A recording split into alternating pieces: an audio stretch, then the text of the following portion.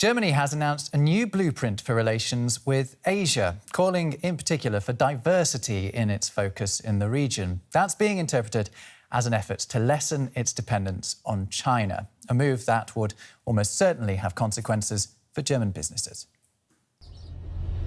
From its mass internment of Uyghurs in Xinjiang to its crackdown in Hong Kong and the sharpened edge of its diplomacy in recent years, China is politically a growing problem for Germany.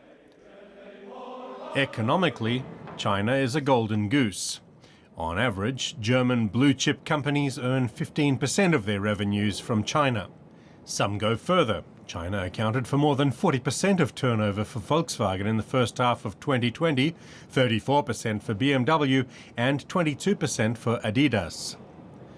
And that gives China leverage in the relationship. The new guidelines from the German Foreign Ministry are meant to begin correcting that imbalance. One key word, diversification, spreading out amongst more countries for strategic and trade partnerships.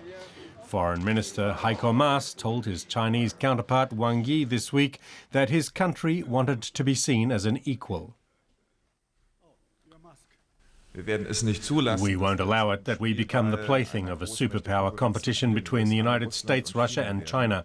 We want to be in dialogue with everyone. Easier said than done. Many German businesses are wary of endangering their relationship with China. Well, on this, let's speak to Gabriel Felbermayr, who's president of the Kiel Institute for the World Economy here in Germany. Thanks a lot for joining us. So the German government has been pretty clear in its criticism of certain Chinese policies, the treatment of the Uyghurs and the Hong Kong security law. But how much clout does Germany actually have? I mean, is it a big enough trading partner to make a difference? Yes, Germany is a big trading partner of China. It's also a technology partner. And it has grown in its importance because, of course, the United States is decoupling from China. So, indeed, Germany has clout in this relationship and is an important factor in pushing China towards more reciprocity and towards a more balanced relationship. Heiko Maas and other European leaders have talked about Europe as a whole being a bit more self-confident in the face of China. What's been lacking in the European approach there? Well, I think that's very easy. It's unity. And, you know, we all know about the 16+1 initiative where China actively tries to drive a wedge between the European countries. Of course, Germany is much more exposed to the Chinese economy than, say, France or Spain or Italy. So there are different interests within Europe that make unity more difficult. But it's important now with these new guidelines that Germany takes the driving seat, that it does more to unite Europe behind a very balanced and reasonable approach, which is now led out in this new paper. Now, Europe should ultimately be wanting to compete with the likes of China and the United States, not just trade with them. What would that look like? How can Europe compete with these enormous superpowers? First of all, it's important that we, get more convinced of our own strengths. Europe is an important player in international trade. Some say that Europe is the trading superpower. We are the largest trade partner of many countries, and it is in particular this strategic rivalry between China and the United States that gives Europe extra clout. And so I'm not pessimistic per se. What we need to have is a clear strategy.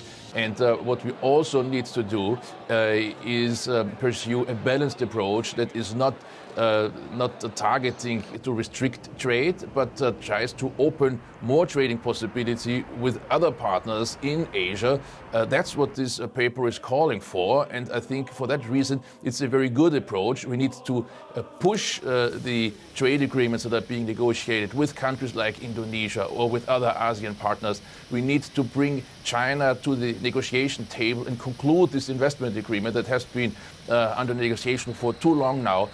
So there is a lot to be done, and Germany can play an important role here using those tools of international trade diplomacy. Just very briefly, so what are the target areas of Asia? You mentioned Southeast Asia. Beyond China, where's Germany looking? Well, in this specific paper that's been published yesterday, Germany is looking in particular at the ASEAN countries, Indonesia being the largest and fastest growing amongst them. We already have trade agreements, for example, with Singapore, but others are under negotiation or are in difficulty, for example, with Thailand or Malaysia. I think this target is exactly right. And the second big power, of course, in the area is India. And Germany has not yet developed a good strategy to deal with that country that potentially is larger in terms of population than China, and also has a lot ground to cover in terms of economic development. An India strategy is as important for this reason for this region than a smart way to deal with China. Gabriel Felbermayr from the Kiel Institute for the World Economy. Thanks for joining us.